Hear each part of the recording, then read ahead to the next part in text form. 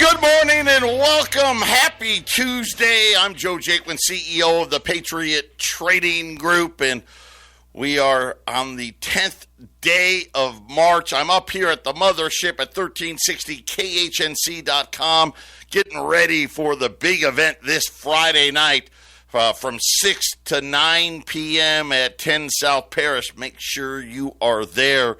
As we continue all the upgrades we have going on here, down in Phoenix, KXXT, Ramon picking us up today on our new stream. For those of you that were having, I know a lot of Arizonans really like listening to 1360 throughout the day. If you are having trouble with our stream at 1360khnc.com, try it again today. Troubles should be over. We've got people that were out, Apple, the Safari browsers, some of you even on the Android phones and all of those things that were having issues. All of those should be all cleared up, and the stream should now be working for everybody out there at 1360khnc.com. And then also out there, click on the Facebook logo, the F for the Facebook, and it'll take you right out to the new Facebook page there at 1360. You can friend us there. We are planning on doing some live streaming on Facebook for the night of our event. Of course, the Weld County Sheriff Steve Reams is going to be our keynote speaker. Elvis is going to be singing some songs and taking pictures and be in the building. And I'm going to tell you, we have got giveaways galore. We just got a box from Alex Jones. We had boxes come in from Glenn Tate and Shelby Gallagher. Who else? Bradley Dean. I mean, we've got all kinds of great stuff. Trout tamers. I got to throw out Brian McKnight a shout out. One of my boys out there. Trout tamers is going to be. We're going to auction off a fly fishing trip as well. Jim Ferriello, rest in peace, Jim. He gave out a metal detector. We got all kinds of great stuff. Patriot Trading Group got all kinds of stuff. We're going to have a special thing for all the kids. So if you got kids, bring the kids. No kid's going to walk away empty-handed from the event this Friday night, 6 to 9 p.m. At 10 South Paris, so right down the street from the radio station. If you can join us, we'll see you there. If not, friend us on Facebook, and you can see the live stream from the event as well. So I hope that covers it up. Ordering gold and silver, it's what I do here at Patriot. Our toll-free number, 800-951-0592. The website at allamericangold.com. Gold taking a breather yesterday. It hit a new multi-year high, just above 1,700. That is going to be, I think, this 1,702 range. Gold clear 1702, just pencil in 1850. And I think it's going to happen in short order. Yesterday, the president came out after the market had closed, after Wall Street had closed, but during the what I'll call the aftermarket hours in gold, and talked about a new stimulus package. And said that the announcement, the official announcement, was going to come today. The Dow futures were up lock limit until the White House had to say, we're not quite there. And now the official announcement, there will be no announcement this week. It may be longer. Trump blaming the Democrats. The Dow opened up 900 points. Right now it's up 200 points. It's actually been negative close to 100 points. So a very, very volatile session.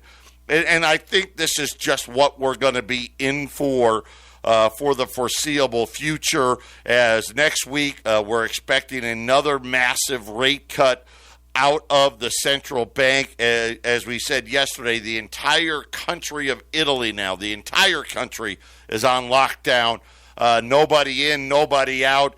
Italian authorities are in cars with speakers attached to them, telling all Italian citizens to remain inside and only go outside to get medicine or to go to the doctor. And I said to Jason, I'm like, what about food, right? Maybe you need to go get food, right? I don't know how it's all going to work. It is incredible, the reactions that we're seeing in different places. Here in the U.S., we're kind of ignoring it. And I told you about the airport and all that stuff. I don't know. I don't know what to believe, right? Is this thing the major killer? Is it not a big deal? Is it just the flu like Trump wants it to be? I have my doubts. I don't, I think about China today. China, President Xi was in Wuhan this morning. Now, he had the face mask on, but says that they have conquered it there. And remember that Hubei province, I think there's 58 million people in that province. Everybody's been essentially banned or imprisoned, if you will, for lack of a better word, in their homes for like 6 weeks. So we'll have to see. Patriot Radio News Hour. I got a great show lined up for you. Don't touch that dial. We'll be right back. 800-951-0592, Patriot Radio News Hour. And, I don't know. I truly don't know what to believe. I'm worried that the president isn't taking this seriously enough. But then again, maybe he has it right and everybody else has it wrong, that this is a huge overreaction. I guess we're going to find out together, aren't we? Right? We're all going to find out one way or another. I mean, we just had an entire country of 60 million people tell everybody not to go outside.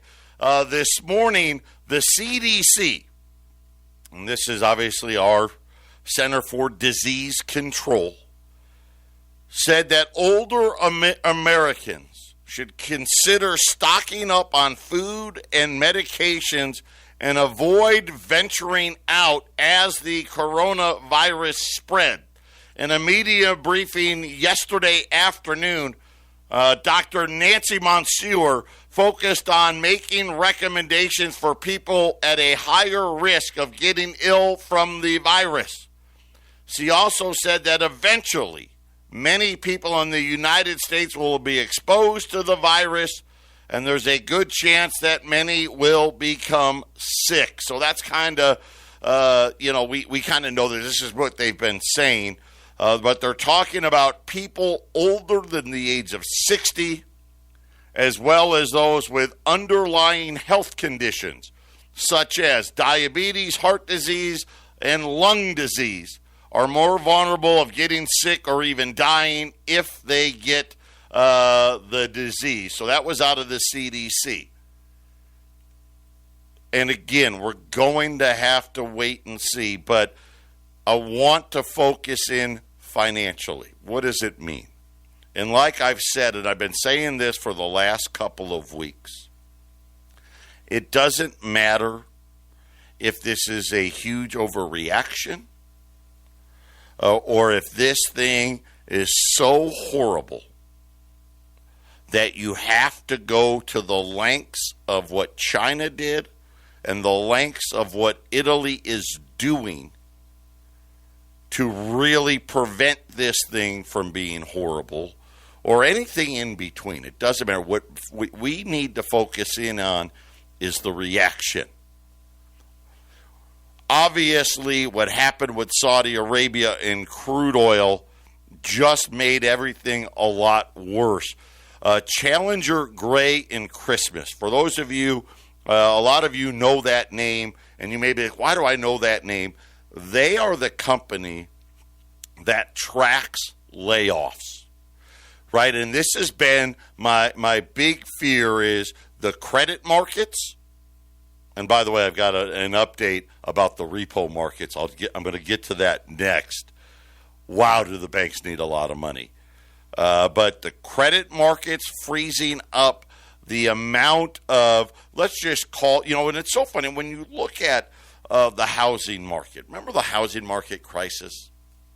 And everybody blamed the liar loans, right? Don't worry, we'll just fill it out for you. You're breathing, we'll give you a loan. It doesn't matter. You're making minimum wage. You can buy 5 houses, and people were lying on these documents, the no-doc loans, right? And they didn't check, and they would just write in bogus amounts of income. That was the problem. The same type of stuff has happened and has been happening in the corporate bond market for years now, where companies like, who in their right mind would lend Kmart any money, right? Nobody. Yet they keep getting money, right? JCPenney, who would loan that? Nobody. They keep getting money. Well, we know about retailers, but there's a lot more under the covers that we don't know about. And then I started saying, you're going to start seeing reactions when I talked about the ports at Long Beach, when I talked about the port of Los Angeles, the largest port in the world, and all the shipping volume declines. We know about the dry goods, the truckers. We know about retail. Now you got to put crude oil in there. And now Challenger Gray and Christmas came out with, and they don't do press releases. Usually you hear from them once a month, because they give their data at the beginning of the month of how many companies filed layoff notices, and then they tell us, here's what they've said just in the last week. And they gave a ton of examples. They started with a hotel chain that cut 5,000 jobs worldwide, 2,000 of them in the United States. They also talked about small ones, a company that is called Basic Fun. Basic Fun. It's out of Florida. They announced 18 job cuts due to the work stoppage at its Chinese facilities. Now I'm like, okay, well, what does that have to do with U.S. job cuts? Apparently 10 of those cuts will occur in the United States. Right? So whatever it was that they were doing in China, now that they're not doing it, U.S. people are going to be getting laid off. And they said that they are seeing this what they're calling wide-scale layoffs. And Challenger Gray and Christmas is saying they expect to see these layoffs in 4 ways.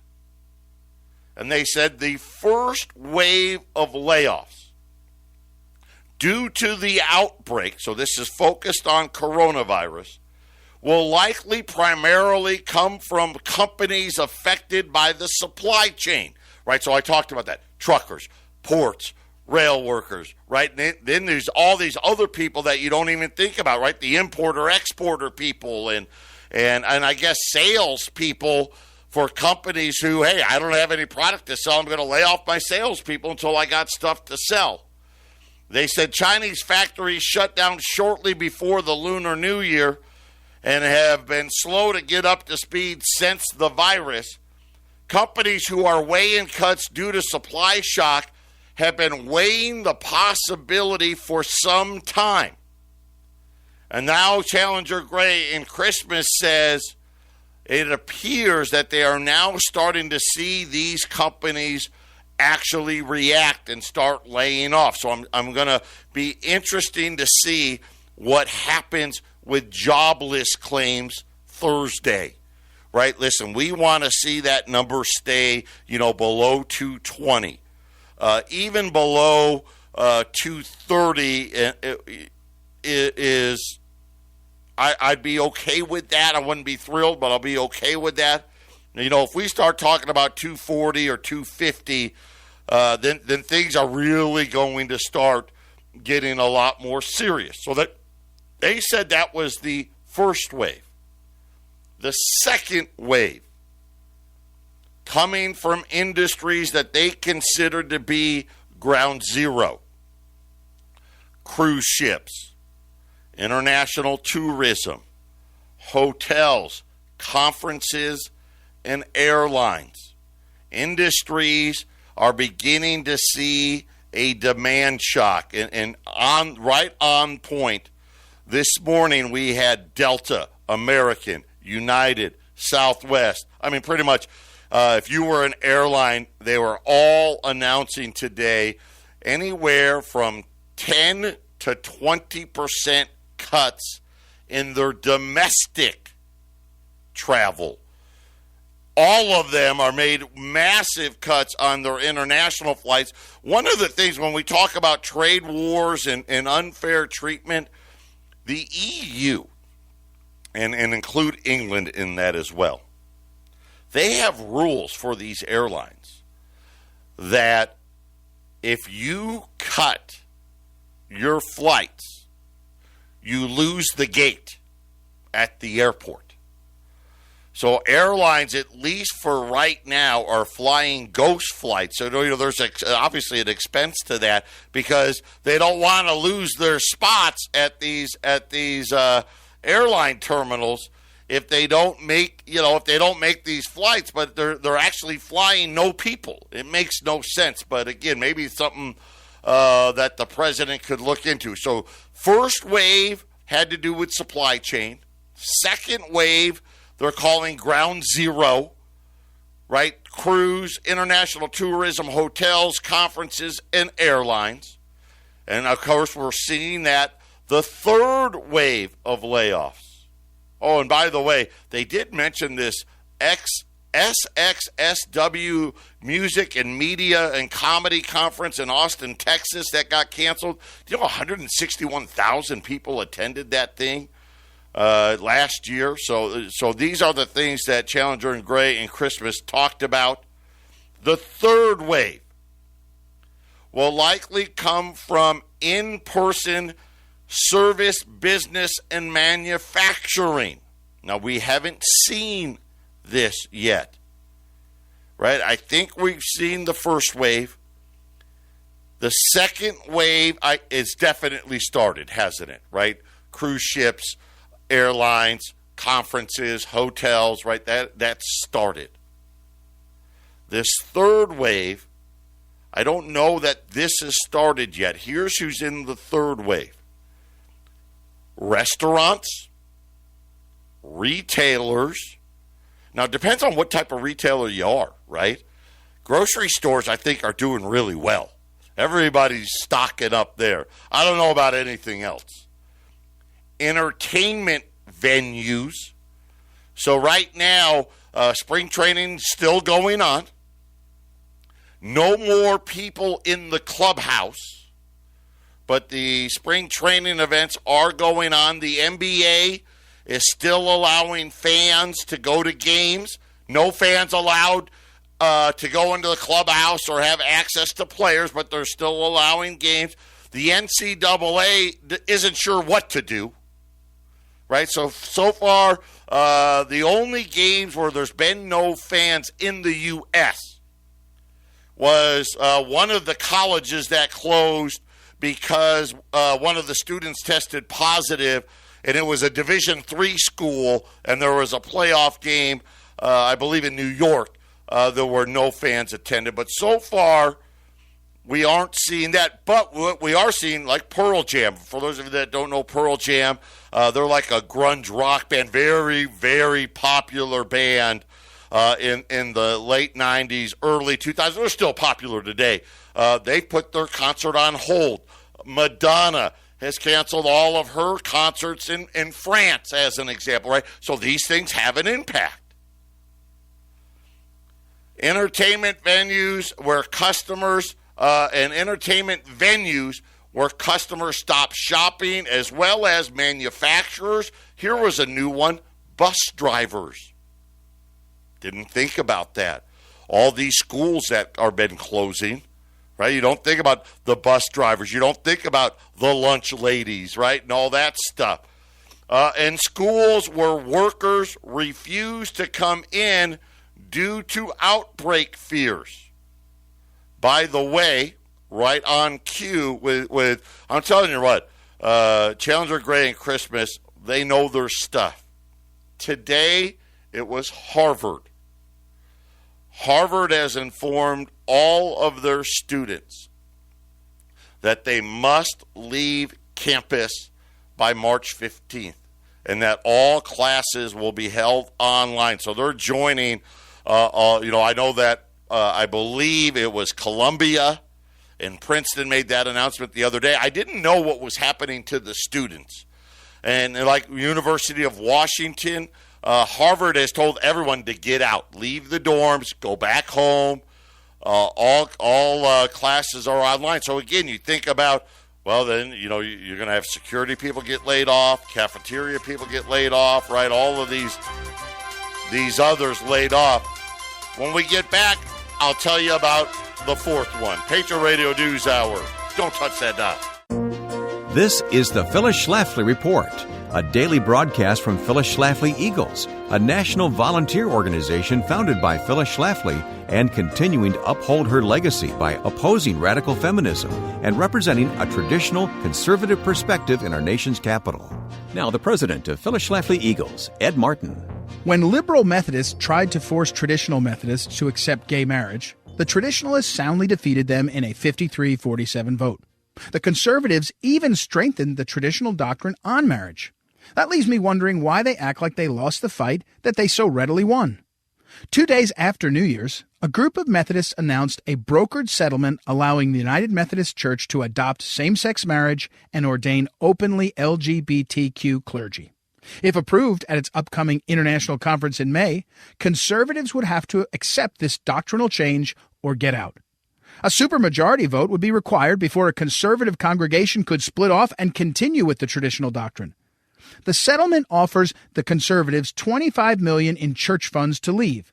So this is clearly a clever way for the liberal side to buy off just enough opponents to take control of the entire church for themselves. Why aren't the liberals who lost the election by 6 percentage points just 2 years ago the ones leaving instead? They don't have the numbers, but they are doing a deceptive takeover to use church funds to buy themselves a majority. If you're a history buff, you might recall how in the Russian Revolution of 1917, the victorious minority called themselves Bolsheviks, which means majority, and unfairly labeled their opponents as Mensheviks, which means minority. When leftists are in the minority, they look for other ways to win. This buyout is a prime example of such deceptiveness. It even includes a $39 million payment on the issue of race, which is completely irrelevant to the marriage dispute. In all likelihood, it's a thinly veiled attempt to win over traditional African congregations. Christianity Today, the same magazine which called for President Trump to resign, quickly blessed the settlement. It declared that the deal is somehow an answer to prayer. In reality, the settlement is not a schism as it's being promoted.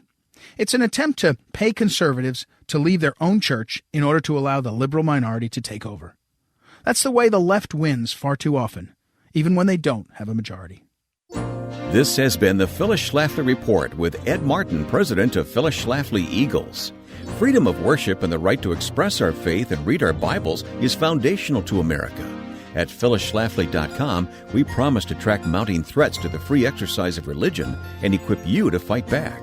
Your defense begins at phyllisschlafly.com. Thanks for listening, and join us next time for the Phyllis Schlafly Report.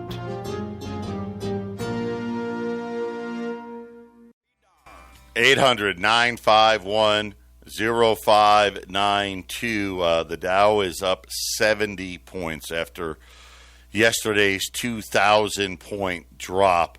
The president has just announced that he will provide aid to the cruise line industry. I don't have any more details than that. Said airlines as well. Just a quick brief. We are working very, very closely with the cruise industry. Airlines, too, we're helping them through this patch. We want people to travel to certain locations and not to other locations at this moment. I am hopeful this will straighten out sooner rather than later, but we are working with the industries, in particular those two industries. So that's the latest. That's the first time I've heard the president say anything about not traveling somewhere, but he didn't say where, right? He didn't say what that was going to be. And actually now the Dow's getting ready to go negative. I think they're picking up on one that I picked up on is, whoa, that's the first time we've kind of heard maybe not travel somewhere. But before that, we were talking Challenger Gray and Christmas. This is going to be really important as to how much more downside there is in Wall Street, and really, and that's not the big problem. The big problem is the corporate bond market. But Challenger Gray and Christmas is saying these are the four waves. They started with the supply chain, then they went to what they called the ground zero, the hotels, the cruises, the airlines, right? The president addressing that a moment ago. The third wave was what they called in-person service businesses and manufacturing jobs, the restaurants, the retailers, the entertainment venues. And I start thinking about these colleges now sending all these kids home. I mean, that's huge. Let's face it, the one thing college kids do is eat out and drink at bars and party, right? I mean, that's what, obviously college, you go there for the grades, but let's face it, most people go there to party as well. This could have huge ramifications if this becomes widespread. But where all of these colleges are that have already done this, that can be a major economic blow to that exact industry that John Challenger was talking about. The fourth wave, and this is the wave that really is going to dictate how bad this is, will come from companies whose revenues have dropped because a recession has started. Here was the part that got creepy. We may, in fact, be in that recession right now. He went on. Companies are stuck between a rock and a hard place.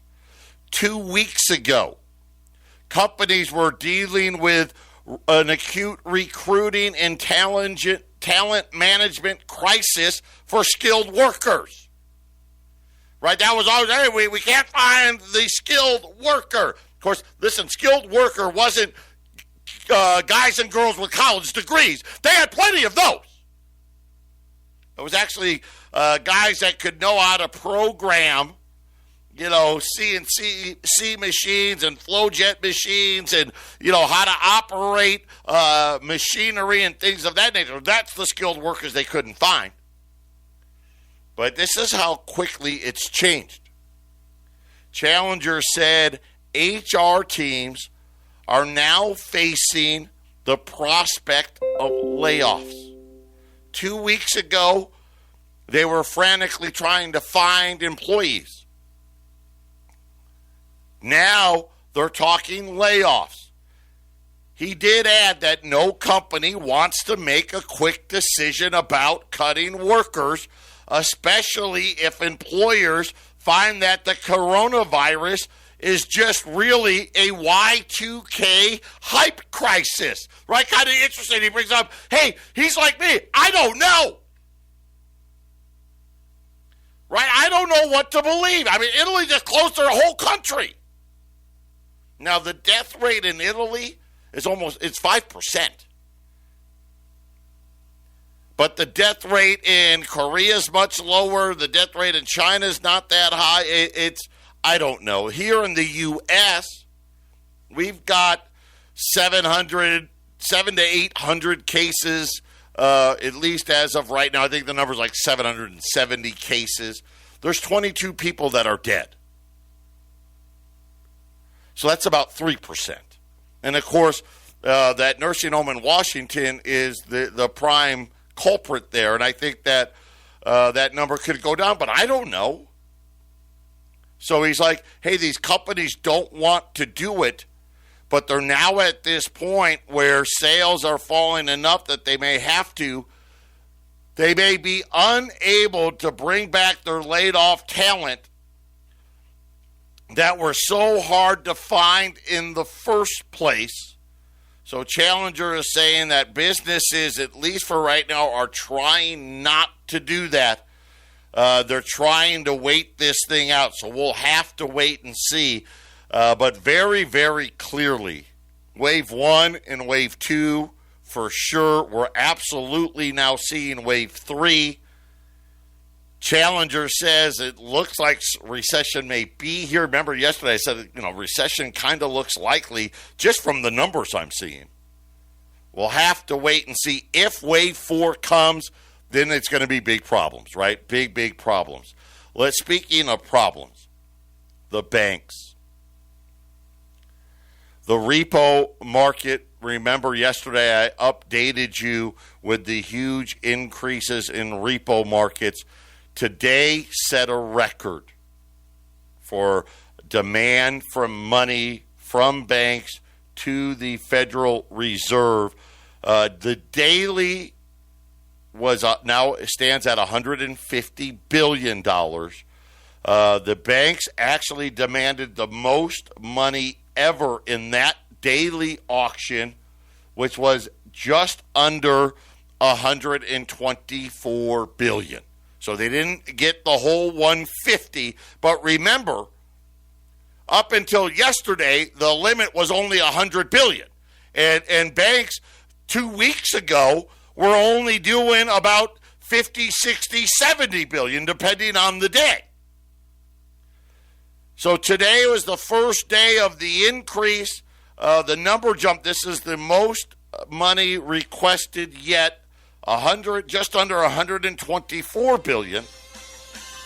But we also had a special auction today, and that one was really big. I'll talk about that next. 800-951-0592, Patriot Radio News Hour. Keep putting gold and silver away. This thing is far from over. So we're talking about the repo auctions. We had the daily. This is a record for demand for a single day, $124 billion. And here's my fear is tax time's coming. I mean, could we see banks needing 200, 300, 400 billion? We'll have to wait and see. Every Tuesday and Thursday, they have a special 14-day repo. So the one that happened today, the one that happens every day, that's a daily thing. I got to borrow it today. I'm going to borrow it tomorrow. I'm going to borrow day by day. Then they have twice a week where you can borrow it for 2 weeks. This was at $20 billion before yesterday. Yesterday, they upped it to $45 billion, which kind of defies logic because the demand all last week in the two special repo auctions last week, $60 and $70 billion they wanted. So they only moved it to 45. Today, $93 billion submitted. So if you think about what the banks wanted, it was almost $220 billion that they wanted. They ended up walking away with about 160, 170 billion of that. But again, this was something I remember when it first started. Oh, it's just going to be a couple of weeks. It's just a little short-term cash crunch. This thing is just getting bigger and bigger. Real quick, I gotta do it. Stanford. Now they're saying they're going online, right? That's 17,000 students. University of Washington, classes moved online yesterday. That was 50,000. Seattle University now says they're doing it. Boston's Northeastern University moving all of their classes online. So this is going to be a thing now. that all of these things are going to be moved online. Cal Berkeley, they've just canceled classes between March 10th and March 29th. So my guess is maybe spring break's in there, but Cal Berkeley's already at canceled classes. And I think this is just going to be, one university does it. Now I think they've all got to do it, right? This is one of those things, right? Y2K hype or pandemic, right? Or something in between.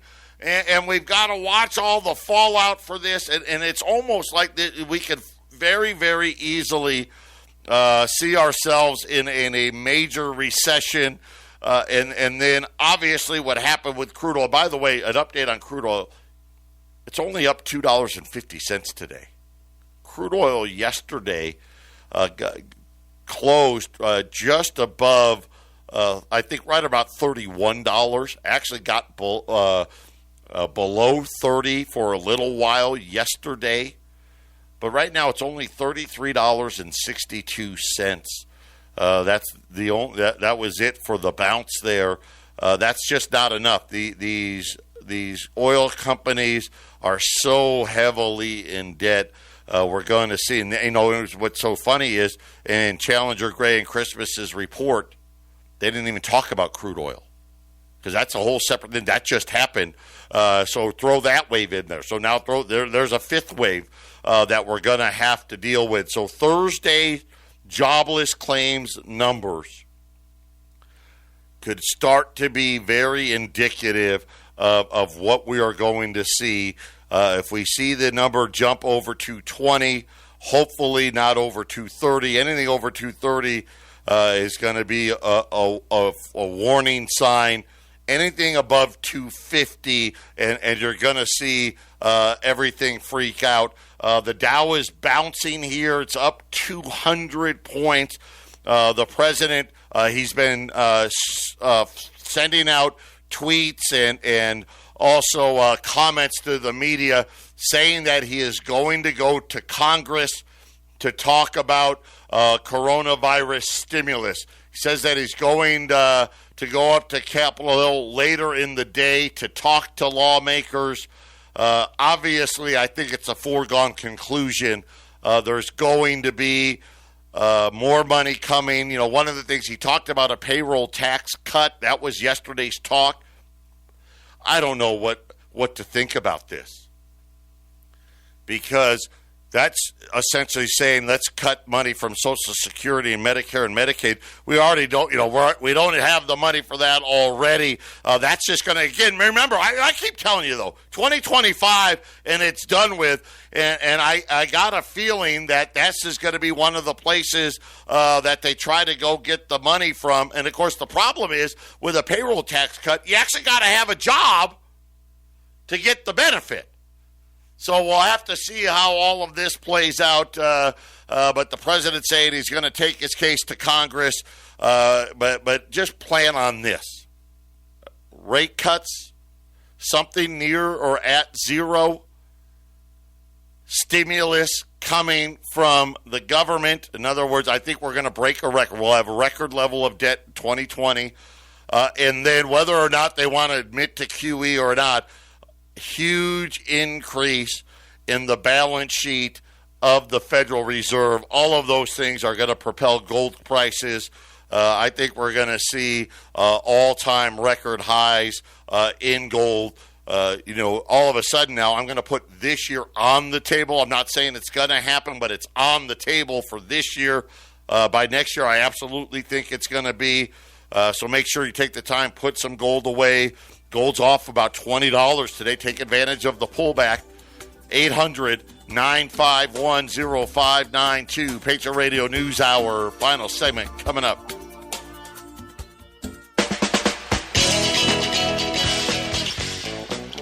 Final segment here. Patriot Radio News Hour. 800-951-0592. Real quick, couple of quick updates.